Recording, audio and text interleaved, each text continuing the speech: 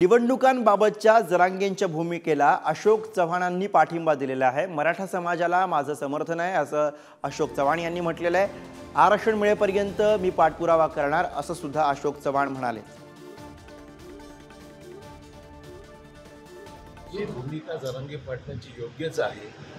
त्यांची जी ही मूवमेंट आहे ती राजकीय म्हणजे राजकारण विरहित अशा प्रकारची मूवमेंट आहे।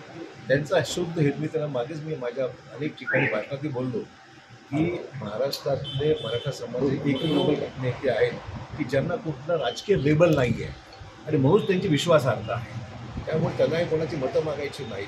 त्यांना मराठा समाजाला आरक्षण मिळालं पाहिजे हीच त्यांची भूमिका आहे आणि माझं व्यक्तिशः त्यांना समर्थन मी दिलेलंच आहे आणि मराठा समाजाला आरक्षण मिळालं पाहिजे ही माझी जाहीर भूमिका आहे। अगोदरी होती आणि आज तीच माझी कायम आहे।